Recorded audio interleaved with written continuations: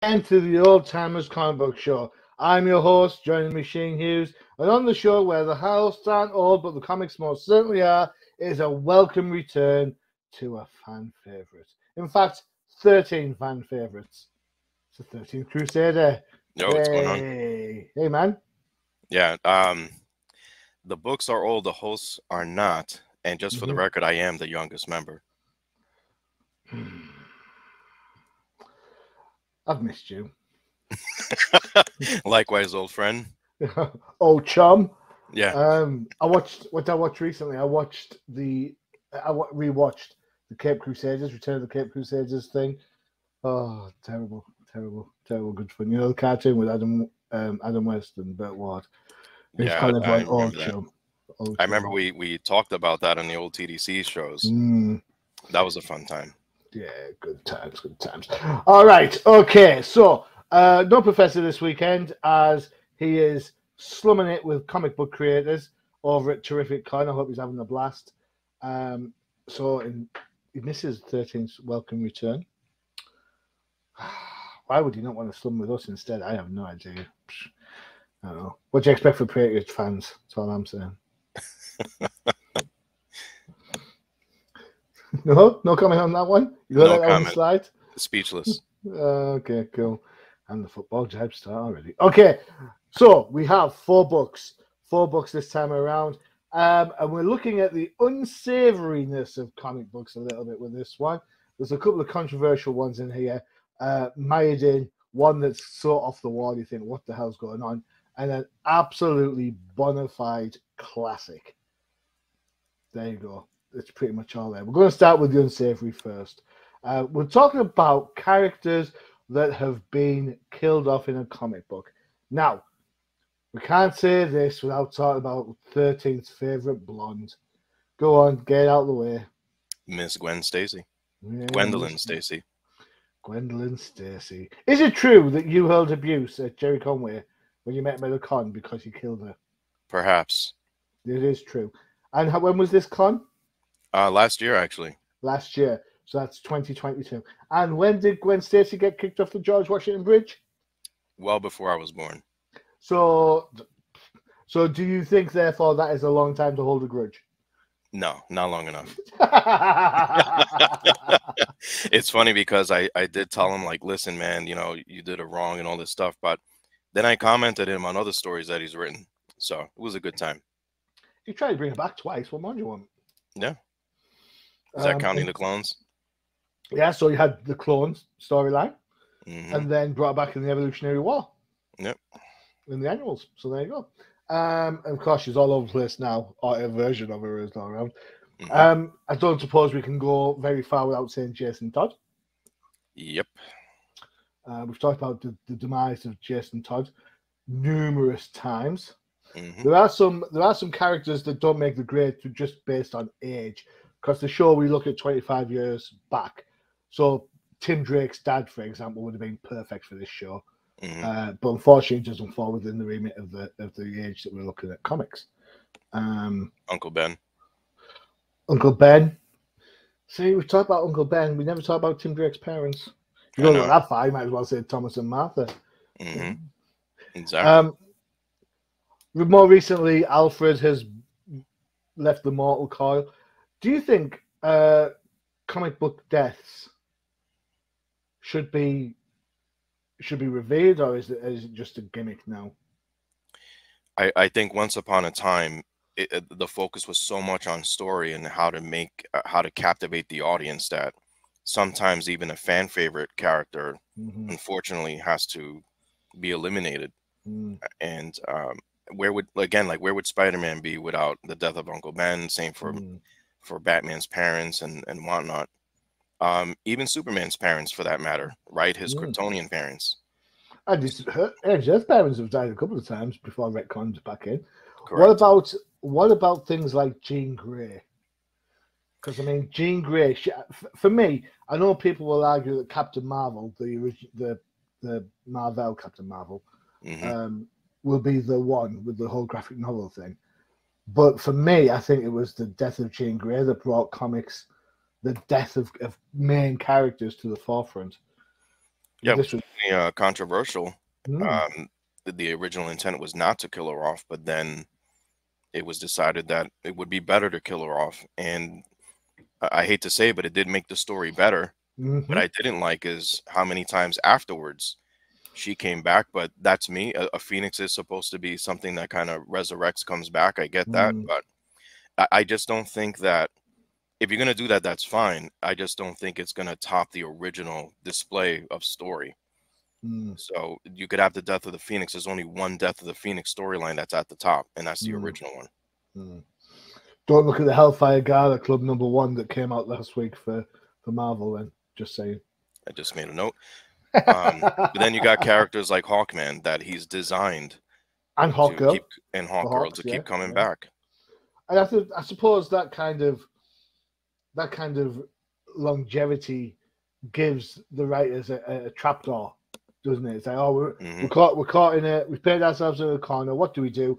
Pull the trapdoor. That's it. They're dead. It's not our problem anymore. 5 years from now, someone's going to reinvent the character, do something else with it, and it'll just be yet another life of Qatar Hall. I say, I don't know. Yeah, ultimately, what I look for in these type of situations is impact, Mm, because it is comics after all. It is fiction. hmm And even if your favorite character is dead or presumed dead, a la Barry Allen, you can wait like 30 mm, years and then they come back 30, 40 years later. So I look for impact, and Barry's death in the 80s during the crisis was huge. mm, And then it was like maybe they'll bring him back. And then it mm, was years, and then it was decades. And you're like, wow, they're not going to bring him back. mm, But a way was found to bring him back. So the original premise of Crisis with Barry dying, impactful. The mm, return of Barry Allen, impactful. hmm You know what I mean? And Yeah. that's what I look for in those type of stories. Ironically, the impact of Barry Allen coming back has made Wally West a bit of a side character. I don't think Agreed. it did. I don't think DC know what to do with Wally West. The same way they've only just started getting back into doing Nightwing. So And I've said this before, Wally had an impact on a generation of comic mm. readers. There are people out there who will, if you ask them who their favorite Flash is, they will say Wally West. Yeah. Same as if you ask somebody who their favorite Batgirl is, they'll say Barbara Gordon. Some will Hmm. say Cassandra Cain. Some will say Steph Brown. That's Yep. this guy, but so be it. All right. Okay, we talk about impacts. This comic that we're going to talk about first, not a major character that was deceased. However, the impact of her demise was massive for the industry as a whole. This is the very controversial Green Lantern Volume 3, number 54, came out in August 94. eBay, you can get this mid grade, £8 to £10. Go collect, have a recorded sale of a 9.6 at $75. At the lower grades, it does drop down dramatically. It's written by Ron Mars, art by Steve Carr, Derek, I'm going to say Arcoin, but I'll probably Hmm. say that wrong. Daryl Banks, inks Romeo Tanghal, who used to be the artist on a lot of Green Lantern stuff with Hal Jordan, think Emerald Dawn. Steve Mattison is on colors, and Albert de Guzman is on letters. And this is the death of Alexandra DeWitt. Right, 13th. This was your choice. Welcome back to the fold. Why did you pick this book? Well, you took the words right out of my mouth, right? I It don't had know, big sorry. impact for a character that may not be so well known. In fact, she was not known hmm because she had only appeared in almost a handful of comics hmm alive. Now, the impact of her death with the Kyle Rayner Green Lantern, who at this point in time just assumed the Green Lantern mantle, right? You had hmm this was a good time for Green Lantern. Let me just start there. You had the Hal Jordan turning into Parallax. So hmm this whole run starts with Hal Jordan. John Stewart, Guy Gardner appears here and there. You know, everything's going great. When you hit issue 50, by the time you're done with that, Hal Jordan's basically a universal criminal. hmm And now what happens to the Green Lantern Corps? Here comes Kyle Rayner, a brand new character Mm-hmm. who seems to be much more grounded and almost emulating a Marvel's Peter Parker lifestyle. That's yeah, that's a fair shout. So he brand new, fresh out there. He's like, okay, we got a new Lantern in town, a fourth one at this time, representing Earth. And here's a day in a life. He had a girlfriend named Alexandra DeWitt, and she wasn't too fond of his irresponsibilities and things like that. Mm-hmm. But then now he's assumed, with the ironic part is, one of the biggest responsibilities in the entire universe. Mm-hmm. So now he's obviously brand new to this whole thing, and he's still learning his way around Mm-hmm. and still trying to juggle his romantic relationship with Alexandra, Mm-hmm. who's a journalist. So all is well. All is well until about 4 issues later, a few issues later, Mm-hmm. that's it. She's written off, and the way that she's written off was extremely controversial, in the fact Mm. that it wasn't the death that itself that was controversial. It was the method, I believe. That's Mm. just my opinion. Well, Um, it kind of whole phrase, didn't it? correct.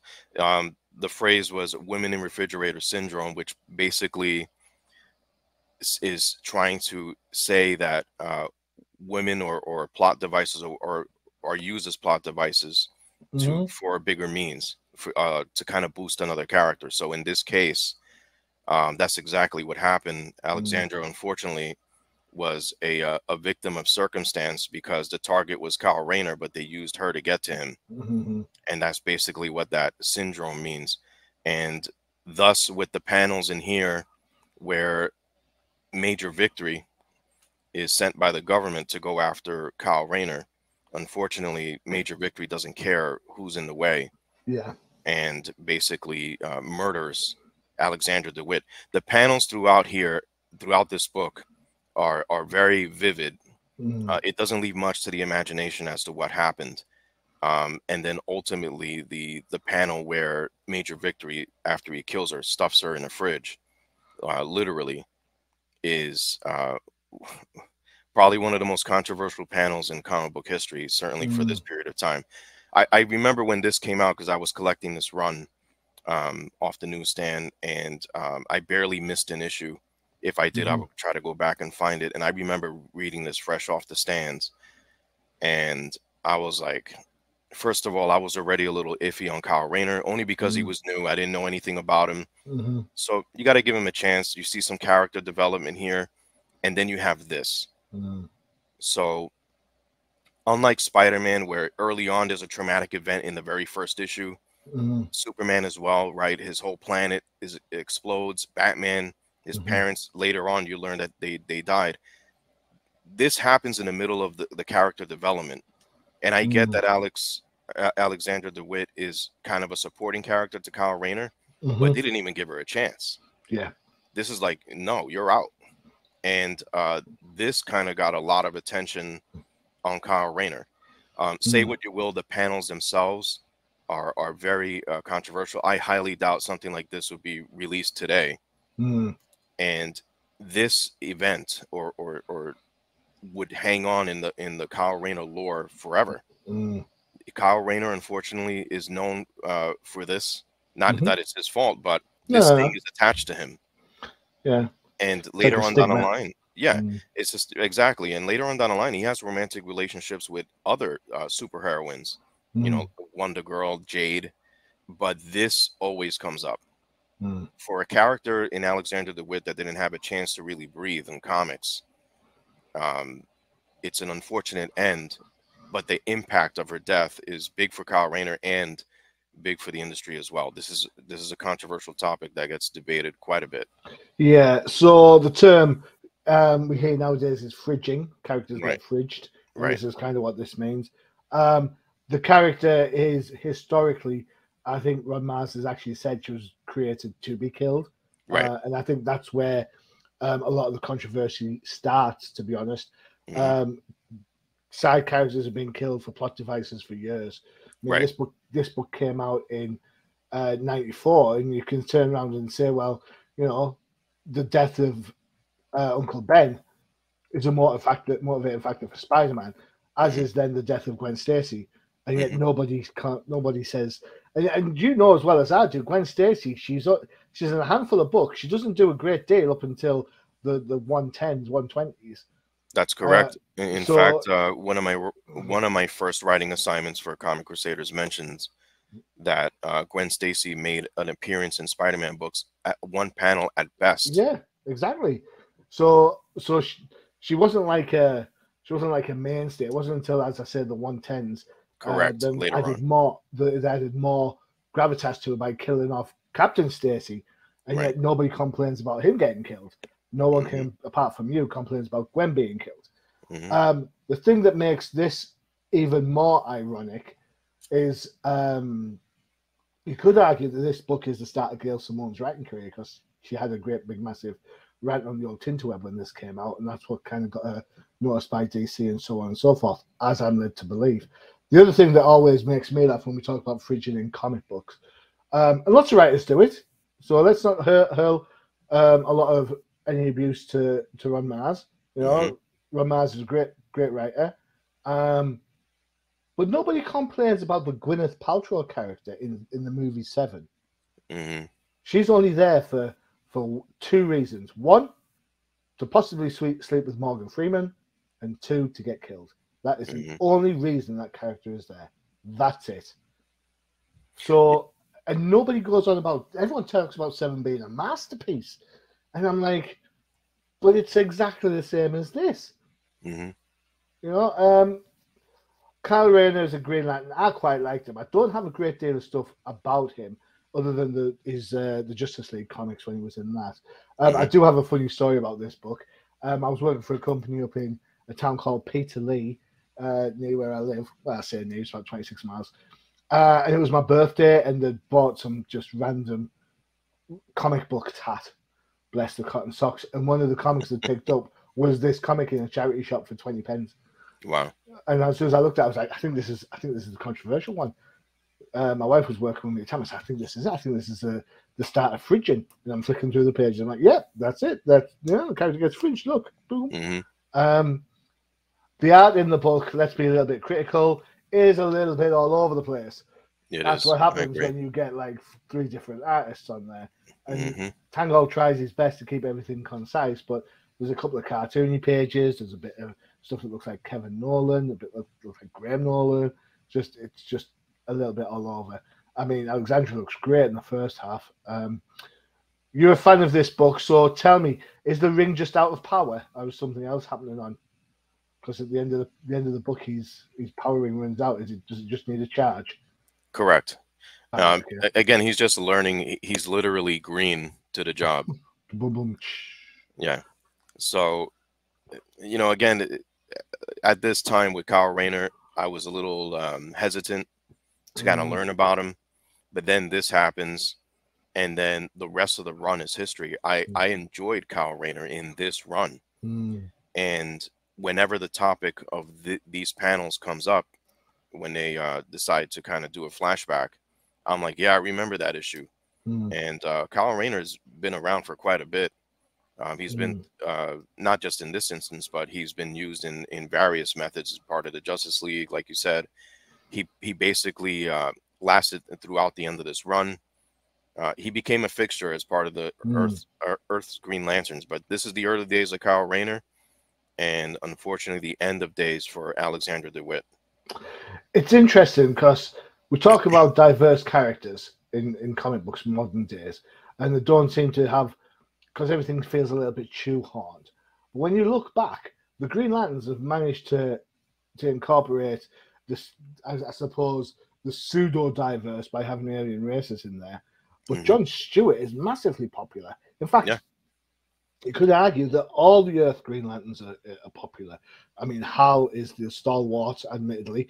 Bit boring nowadays. Guy, people love to hate Guy. You got Kyle. John Stewart was massive in the Justice League cartoon. You've got Simon Baz. And you've got Jessica Cruz. You know, and these characters, I don't know what it is about DC that makes the diversification of the Green Lantern work, whereas other characters just don't seem to have that level of allowed diversity within it. So it's I just think, like in the beginning, if Hal Jordan was a space cop, quote unquote, I think days for the Green Lantern Corps started getting better when they focused on the Green Lantern Corps and showing just how large they are and how expansive they are. And then in turn, that helped the readers kind of get off the planet, right? Because Hal Jordan was basically on Earth, some space adventures and things like that. But once they showed the wider range of characters for Green Lantern Corps, I think that made it easier for someone like a Kyle Rayner to come in and join the group. Especially when Kyle's history is not, he's not chosen, is it? It's Ganthet throws the ring away, sends him to Earth to find anyone, somebody, anybody, and Right. it just so happens to find him. He's not And the massive willpower or anything like that. It's just handed to him and saying, he was quick, chosen. take this. Yeah, and I think that's the beauty part of the Kyle Rayner origin, is that he was with Alexandra. So these are just two normal people. And she was with him from the beginning when this happened to him. And that added more to the impact of losing her so quickly as a rookie Green Lantern at the hands of Major Victory. Not, be honest, like, when's the only time we talk about this guy? Just this thing normally. Exactly. Yeah. Cool. All right. That was quite a serious one to get on with. For the record, when we talked about doing this topic, 13 says if we've got the cojones to talk about the Green Lantern book. So, yes, we had the cojones. Yes, we talked about the Green Lantern book. There you go. Muy bien. Cool. Muy bien. Muchas gracias. All right. Okay, now for a time of seriality.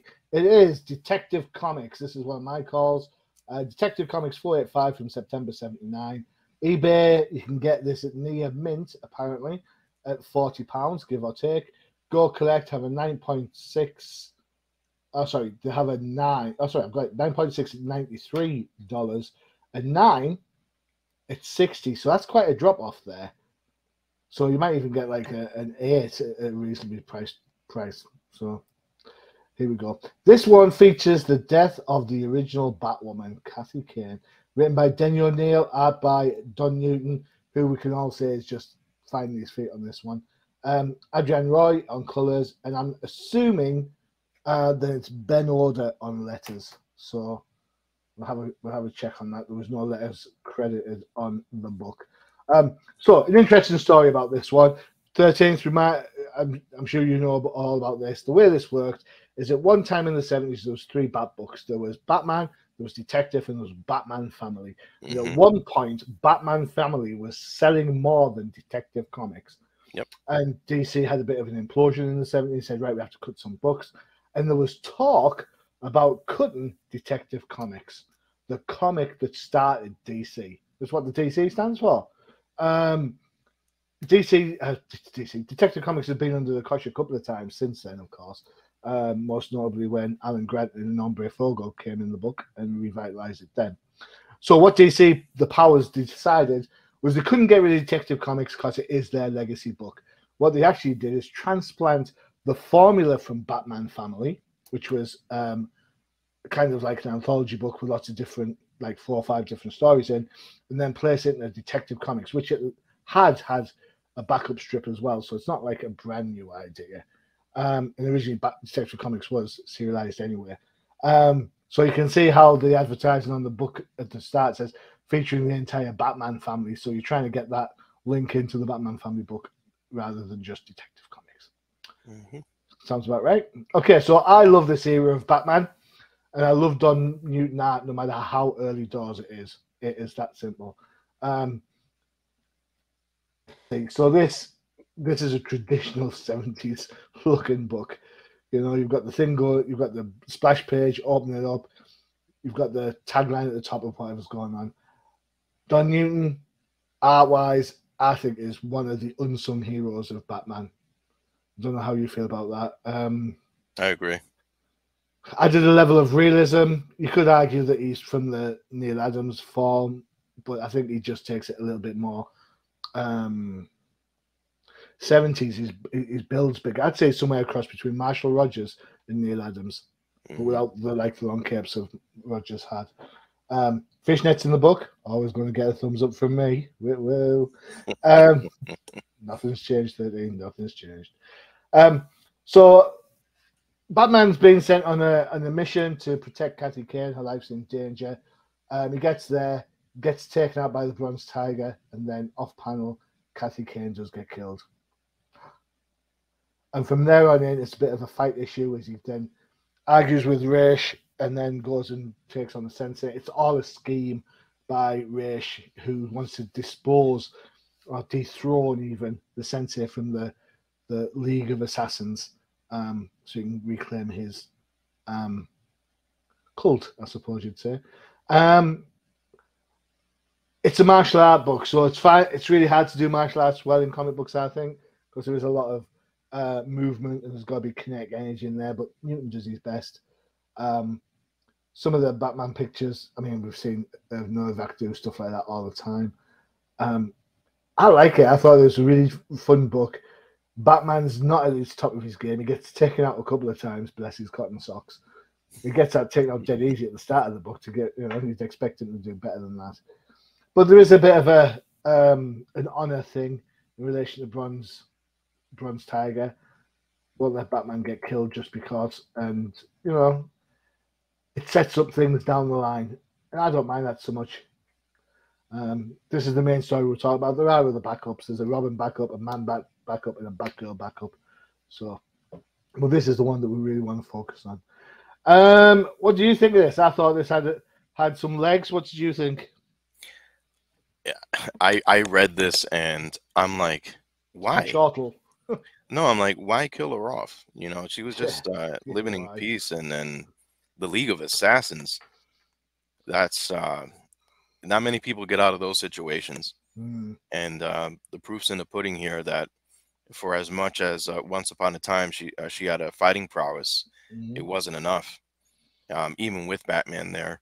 And then in comes the Bronze Tiger, who in DC is one of the greatest martial arts fighters in their universe. That's just been a known fact since the character debuted in the pages of Richard Dragon. And you see him here, and it's funny because I couldn't remember too much about this until I started reading it, and heading into it, I'm like, why kill her? And then it's like the League kills her. Okay, here comes the Bronze Tiger. Let's focus on the Bronze Tiger and have some fighting. And then in comes Ra's al Ghul, and that's always a good time. But he and then you see Talia, which obviously is a bonus. But then the whole thing went from, I can't believe they just killed Batwoman, to now I got to fight the Bronze Tiger, who's not really bad. He's just being used by the League, and that's that. Yeah, it's not, as I said, it's a bit more abstract than the other issues we're going to talk about. Right. But that said, I think Batwoman has lost her veneer by this point. There's the fact that Batgirl was the replacement, and Batgirl was super popular back then. But and DC has retired many a hero. If for those that read the Justice Society, right, like you got a lot of heroes there that are just, they hang it up and they're up to something. But to go out like this, I bet you those out in the general public would not know what issue she died in. No, because I didn't feel that impact. The impact was like, I know who she is and what she meant to Batman. Like, this is going to the golden age. This is a big character in the Batman universe, and for her to kind of go out like this, I was like, well, it sucks, but like I said, I'm confident the general public will not know when she died. The general public won't even know who she is. Correct. I was trying to be nice. A rarity. Indeed. But the Bronze Tiger is, I think he's gotten much more recognizable, especially after the Suicide Squad days. And I mean, he's been in Arrow a few times. So correct. And yeah, I like the way he was used here for this story, but it just feels like it's three separate stories: the death of Batwoman, the Bronze Tiger, and then Batman's also kind of helping, not helping his frenemy in Ra's al Ghul. It's interesting. Did you look at the other parts of the book? Or did you I just focus on? I did. Definitely, it is of its time, as we always say. We do. Um, I just didn't feel any much impact with them. Um, the Steve Ditko getting a chance to kind of draw the demon Yeah. was definitely a different take, which I enjoyed. Kind of wish he Mhm. did a lot more of stories like that. Yeah. But it Did did I remind me a lot of Doctor Strange, though. I'm not gonna lie. did I read somewhere that Paul Kupperberg was written one part of these? Let's see. I'm sure I had. Yeah, Paul Kupperberg, who was Right? interviewed. Yeah, on the Robin book. There you go. Yeah. And always a sucker for the classic Batgirl costume, of course. Always. Who doesn't love Babs in the Black? Yeah. Man-Bat's an interesting character, right? Because his Mm, story is great. Like I like the background story of how he was fascinated by bats and mm, studying them, the doctor angle, even for his wife, and then becoming the Man-Bat. I just it makes you wonder how times have changed, right? Because back in the 70s, everybody was into uh, not just kung fu, but also like vampires and bats and things mm. like that. So Man Bat was gained some popularity, and now it's like, okay, you won't see a Man Bat feature like this. No, thank God. I don't love No. or hate the character. It's just it's amazing how he got his own spotlight back then. I, I always think Man Bat very much like the lizard, to be honest. It's all a bit one Yeah, trick to me. It's always like, um, oh no, Man Bat's Langstrom's turned into Man Bat. What do we do? Oh, don't worry, just give him the anti venom and then boom, you'll be fine. You know, same as lizard. It's just that would make a good crazy. comic book. Yeah, if only I If thought of it. Yeah. they were working together on researching, and then all of a sudden they both get angry at each other. Yeah, that'd be cool. And then Bane comes in just for good measure. Um, all right, there you go. 2 up, 2 down. One has more impact than the other, granted. But we'll never say no to looking at some gorgeous Don Newton art, no matter how early in the career it was. Time for Hmm. one of our adverts. You know what? We'll give a shout out because he's not here. Here is the No Price Podcast.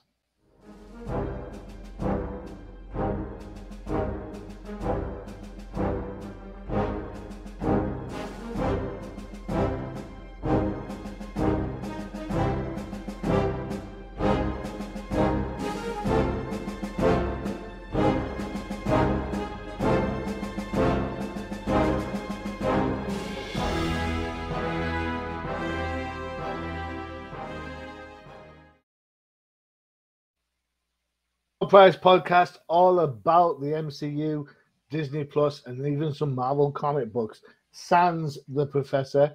So this dropped the day before us. So if you haven't seen it yet, go back and check it out, and go from there. Cool. In timely fashion. See what I did there? Hmm. Timely. Yeah, do you like that? Time for our only Marvel book, or books even, to make this pod this time around.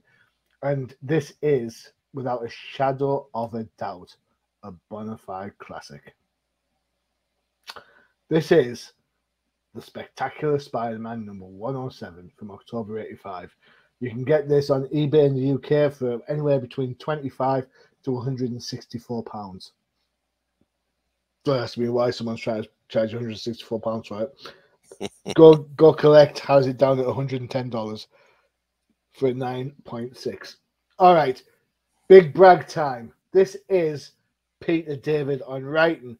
Possibly, I know some X Factor fans will probably kick off when I say this, probably some of his best work from out of the gate for me. Rich Butler Buckler, is on art, at least on this issue. Brett Beading is on inks, although that changes through the 4 issues. I've got Felix is on letters, and Bob Sharon's on colors.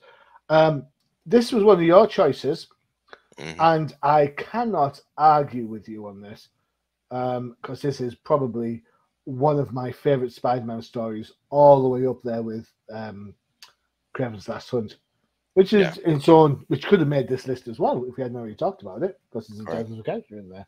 Hmm. So why this one? I think the impact. It was the unexpected impact. of a Of? character that you would not think that would be killed in here, which is Jean DeWolf. Not, Mm, I just think that again, she's like one of the supporting characters for Spider-Man, mm-hmm, part of the police force. We already know how New York City in Spider-Man lore feels about Spider-Man. They're mm-hmm, confused, angry. They call him a criminal. Some say he's a hero, all thanks to the propaganda of J. Jonah Jameson. But for those that can see through all that, they know that it's a different story with Spider-Man, and mm-hmm, that's what Captain DeWolf did. She was a cop through mm-hmm, and through, and she worked on evidence, and she saw the evidence for herself that Spider-Man was not a criminal. mm, And so they had a friendship, if that's what you want to call it, but I think it's more than that. It never really evolved into a full-blown romantic relationship, but I mm-hmm, think the foundation for one was there. mm-hmm, But then this happens, mm, and the cover didn't lie. The shock of the year. So when I first got this book, I'm looking at the art. I'm like, oh, sweet. You know, I always loved the Spider-Man in this costume. mm-hmm, And then I opened the pages, and I'm like, what's going on? That was my first reaction. mm. Why are we getting an origin of Jean DeWolf? Well, this is her life flashing before our eyes. Correct.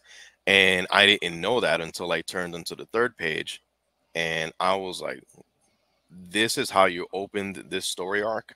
Mm, I I was absolutely shocked. The comment again, the cover did not lie. It came as advertised, and for those who were longtime readers of Spider-Man, knew that she was definitely an ally to mm, Spider-Man, and he helped her as well. mm, So they work well together, fighting crime in New York, each their different ways. mm-hmm, She went more by the book. Obviously, Spider-Man went a little bit outside the law, if you want to look at it that way. mm-hmm, But either way, they were on the same team, and then this happens. And mm, I can tell you again, I was not expecting this. And it pains me to say that I do like the artwork in here mm-hmm, by Rich Buckler. It's vivid, like even the opening pages with her origin. I love reading origins like that. I got a mm, lot of information on one page, but the mm, artwork is there to match the script. And I mm-hmm. like that. Yeah, it's very mature. It is very mature, and then you just keep reading her story, and you're just like engrossed in it. You can't get enough of learning about Jean DeWolf, and then Mm-hmm, it comes to a screeching halt when her body is found. Now, this is the opening pages. I've said this in the past when we reviewed a Peter David Hulk. I mm-hmm, always said that my favorite Peter David story was the Sin Eater story arc, mm-hmm, bar none. I know that he was known more for his Hulk and, like you said, maybe X Factor, but to me, this is just my mm, opinion. I think this is what makes me remember Peter David, and agreed. what a script it was. Again, you can say what you want. You can criticize, like, oh, Jean DeWolf, was she a plot device this entire time? Did they kill her off because they couldn't write a way for her to be in a relationship with Peter? However you want to look at it, um, it's impactful because of their friendship, and you see a different side of Peter because Yeah, you do. to this point, he's lost so much in his life. Mm-hmm, Gwen, his uncle, you can go down the list, and now this. And he has an attitude throughout this entire arc, mm-hmm, a bad attitude. And that's on full display here, which is fine. It works for the story. mm-hmm, And then you have a new character coming in here. Um, I don't want to spoil it in the Sin Eater, but basically Spider-Man is betrayed mm, because his trust with Jean DeWolf opened the door for Spider-Man to at least have a relationship with the NYPD at this time. mm. So in trying to investigate her murder, they're kind of working together and against him at the same time. So I don't want to spoil Mm. it for those out there that have not read it. No, for anyone who's not read this book, you need to go and get it because you can get it on trade, you can buy it. It's a 4-issue storyline, and it's as dark as 13th mention it.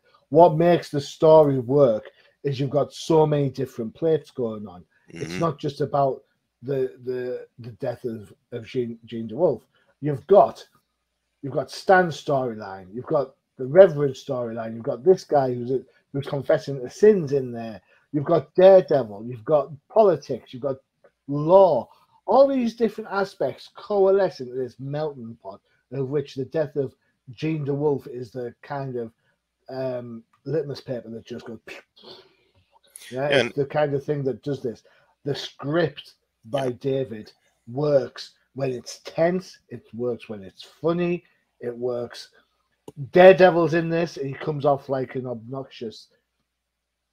I don't know. I don't know how he comes across so self-righteous when he himself is a vigilante. Just annoys me a little bit. But again, there is nothing in this book. You need that kind of, I suppose, you need that contrasting argument to go with this. The foibles, the problems with Daredevil are shown on this quite readily. mm-hmm. The whole thing just works really, really well. And I mean, as bad as the opening pages are, the final page is this. Mm-hmm. And you're like, whoa, you cannot help but get the next issue and go and read it. In fact, we were talking before the show 13th. We've read this book like a gazillion times since it's been out, you know. But we're reviewing the books for the show today. And 13th was saying that when he started reading the first issue, we had to read all four. And I was exactly the same. I had to read every single it's one. so fluid. Again, Marvel has in this point in time, they mastered the art of how different characters' lives blend in and out of each other's lives, right? Anybody can cross over at any time, and this was a masterful job. New York City, everyone knows that Spider-Man and Daredevil, Daredevil patrols Hell's Kitchen. Spider-Man's all over New York City. It's great. They are going to have run-ins. This is one of them. One of their most memorable run-ins, as you read throughout the arc. They have their ups and downs in their friendship. This one kind of puts it to the test. And this one creates the friendship, I think. Yeah, I think it kind of solidifies it. So it was a little. It's kind of like they learned a lot about each other, including their secret identities. At some point, they learned who was who. Obviously, Matt, with his radar sense, can detect heartbeats, and that's how he kind of told Spider-Man, like, I know who you are. You're nobody, Peter. No, just kidding. Imagine. The whole thing just is well worked. It's just, you can see Spidey's on a bit of a downward spiral in relation to how he interacts with the Sin-Eater. He's grieving, is what it is. He's grieving the entire time. If there's a problem in this book, it's this, where he turns around that he sees the badge and the hammer, the gavel from the judge. I can't see that on that picture at all, and I've looked at it like a gazillion times, but I get that it has to be like the plot device, because the Sin-Eater motif is used later in the book as well. I think the book, just the whole thing, Peter David at his best. And Yeah, like early in his career as well. Yeah, I mean, a lot of, like you said, there's a lot of politics in here. There's talk of racism. There's talk of distrust of the government. Even S.H.I.E.L.D. is thrown in the story arc. And how this, if you want to look at them as the catalyst for how this whole thing started, that's one angle you could look at it from. Could do. You could look at it from the angle of a guy who just lost his marbles doing police work. It leaves to the imagination how, all relationships that Jean DeWolf had within the Force. There's a lot of things you could look at. The justice system, Peter's belief in vigilantism is questioned. It's there's a lot of things to unpack with just these 4 issues, and this was definitely something, like I said, I did not expect at the time when I bought this for 65 cents. I've got to say, I don't think I've ever seen Rich Buckler's art look so mature ever than in this book. I always thought of Rich, no disrespect to a great artist for Marvel. I always thought of him as a bit of a fill-in artist. I'm not going to lie. And to see him pull out all the stops for this book, unbelievable. And we've said it before, spectacular. If you want a dark Spider-Man story, if you want a mature Spider-Man story, Spectacular Spider-Man from about the 70s onwards was the place you'd go. Yeah. And throwing Daredevil in here was just a bonus. Indeed it was. So, yeah, good shout.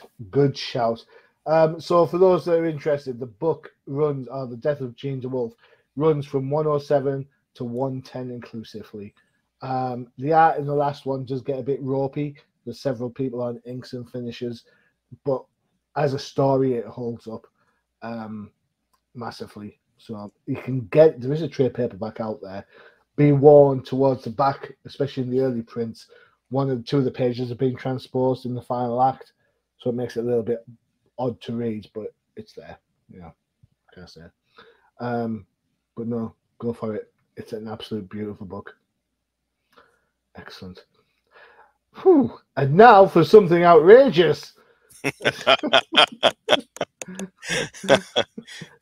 you like that? You can tell I've been watching Brave and the Bold this week. All right, okay, so our last book, equally as controversial as the first, some would say. This is Adventure Comics 452 from July 77. You can get this as little for £20 on eBay. Check out the qualities of the book, as always, on eBay. Go collect, have a record says $65 on this one. David Michelini is on writing. Believe it or not, Jim Aparo didn't cut his teeth on Batman. It was stuff like this in the shadow. So it's Jim Aparo on art. Jerry Sharp's on colors. Ben Order isn't credited wholly. I think it is him. I'm not sure. We'd have to double check. Right. This, for some reason, and please let's not have a myriad of impersonations, please. I haven't missed those ones. I may have missed you. Why this book? Why not? Why I not think, indeed? yeah, why not? Because this is another one that had a lot to unpack, believe it or not, for an Aquaman book. And then Jim Aparo art. Why not? Yeah, Jim Aparo rock. Yeah, so I was like, what can I pick? And and Machine will be somewhat happy with, oh, Jim Aparo's on it. There's no way you can knock the art. That Um, is true. but the story wise, A Day in the Life of Aquaman, Black Manta, and essentially Black Manta kidnaps Aqua Baby, and the unexpected happens here where Black Manta manages to put them in a position, Aquaman, to fight Aqualad to the death. If not, Mm-hmm. Aqua Baby's life would be at stake. So we've all heard this before, where the villain tries to gain the upper hand, like, haha, I kidnapped somebody, and the only way you're going to get them is to kill each other. Mm-hmm. Well, that's exactly what happened here, except that most of those stories end in a positive way. This one did not at all, Not at all. for a number of reasons. So one, the dynamic of Aquaman and Aqualad was pretty much cemented. You know, the whole sidekick era, they're tight. You know, he's taking him under his wing and he's showing him everything that he can. Aquaman's the king of Atlantis, master of the seas, however you want to call it. Aqualad is also a founding member of the Teen Titans. So there's a lot of things going on when you're thinking about that relationship. For it to get to a point where, you know, Black Manta has my child. Sorry, Aqualad, you're dead. I'm gonna go after you. I don't care what it takes if that's what it means to save my child. And that's exactly what happened. Aquaman did not hesitate one bit to try to kill his protege. And at the end of it all, the unfortunate casualty was Aqua Baby. He was suffocated, if you will, inside of a bubble full of oxygen, and then that was pretty much it. But the damage is done not just with the death of Aquaman's child, but also the relationship between Aquaman and Aqualad changed forever with these pages. I will say that honestly I forgot that Jim Aparo drew this issue. But when I opened the issue, I'm like, Jim Aparo, yes. I'm like, Machine's gonna like this. You know, it's classic Jim Aparo. I don't think it's as fleshed out as his later work, but you can definitely tell the Jim Aparo facial expressions. They're hard to miss, and that's one of the things I know him for. He's great at that, the positioning of characters and whatnot. The only thing I have, my only complaint is there is a part where Aquaman, Aqualad, and another individual they're tied up and put on hooks. Yeah. If you're underwater, can't you just like swim up a little bit and unhook yourself? Have a look. I had seen something similar. Lots of adverts in this one. It's towards the beginning. Oh, there it is. Right there, top right. Yeah, you'd think, wouldn't you? Yeah. I don't Yeah. know how the physics work in the DC universe, but I'm like, you guys are complaining that you're trapped here and things like that, but all you have to do is swim your way out of that one. Yeah. I've got to be honest. When I read this book, I had no idea what was going on because I'm thinking to myself, we talk about death of characters and stuff, and I'm reading it, and it's from the 70s, and I'm thinking to myself, there's no way we're going to get rid of the baby. It's Aqualad. See you later. He's going to get spiked in a minute, and there's going to be a reason why he's not around the DCU for a while. But then, lo and behold, it is the baby that gets it. And you know what? You think that characters getting fridged wouldn't happen nowadays. I don't think this happens. I don't think the kid kill a kid in current comic books. I was shocked. I was shocked. I was shocked. But then I don't know. It just left a bit of a bad taste in my mouth. I was like, oh, look at that, baby dies, and I think to some extent that's worse than what happened to Alexandra DeWitt, to be honest, because at least she knew she was getting involved with a superhero. The kid doesn't know anything, just a kid. Unfortunately, you don't run into many people that have conversations about Aquaman, and this true. is an Aquaman that kind of was already on edge when you enter this issue, and then he leaves unhinged at towards the end. He's like, you know what, Aqualad, I don't care what you think or feel. Yeah, I'm going after Black Manta. But it sounds like Green Arrow, to be honest. When in this like penultimate page, okay, Aqualad, if that's the thing, that's the thanks I get for taking you under my wing all these years. That's very much. That sounds like a Green Arrow type of thing where you loses his temper with Speedy. Yeah, the real winner in this book is Black Manta, without a doubt. Because now you have this rift between these two heroes. That only benefits him. Their relationship is forever tainted. Like I don't. It makes you wonder the relationship between hero and protege, how they would react in this same situation if it wasn't Aquaman and Aqualad. Would it result in the same thing? But here you are. You have it with Aquaman, and the death of Aquababy is something that's talked about in many a volume after Aquaman. And even in later years with Aqualad recalling his earlier years and him trying to stand out on his own, this comes up. So would Batman take out Dick Grayson to save the life of Damian Wayne? No. Would Superman take out Supergirl to save the life of John? Hell no. Kent? No. Would you're gonna go Wonder Woman and I was, but Wonder there's Girl? no kid involved. No kid involved in that one. No. No. So no. It's I don't know. I was surprised. I was surprised at the end, and I was surprised that it is a dark book. Considering it's an Aquaman book, it was like, oh my god, how dark is this? When did Adventure Comics become an Aquaman book? Exactly. Okay. Your guess is as good as mine. All right, fair enough. All right, okay. An odd note. But you're absolutely right. The Jim Aparo art is gorgeous as always. Even with all the adverts in there. Oh, that's cool. Yeah, I can see the point of trying to get some more attention to Aquaman, and you put him in a book that isn't his own.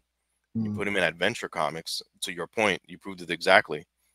Like you would never think of an Aquaman story being featured in this book, but here it is, and this is what happened. Cool. Right, there you go. 4 up, 4 down. 13. I think we killed it there. Yeah, you could say that again. I'm not going to. It was a bad joke the first time. I thought my jokes were bad. Your jokes are bad. Yeah. Hope you've got the new repertoire of jokes, hence whilst you're on your sabbatical. Don't worry, they're coming. Oh, great. They're to die for. Kill me now. All right, so there you have it. 4 up, 4 down. The return of the 30th Crusader. 13, it's been absolutely great having you back on the show. Always a pleasure, sir. You're going to be around for a while? Yes, sir. Brilliant. Excellent. Perfecto, as they say somewhere. Don't forget to check out UCPM for all your favourite shows, including, you saw the trailer for it earlier, No Prize Podcast with Bud, myself and Lucas. We've got the Definitive Crusade. For all you DC fans out there, there you go. Funny enough, there's been more DC books than Marvel books this time around. And the reason being is Marvel keep bringing the characters back from the dead, so you can't really talk about them that much, I would have thought. Sounds like a show for another time. It does indeed. And on that note, I've been your host, Johnny Machine Hughes. And as always, adios. See ya.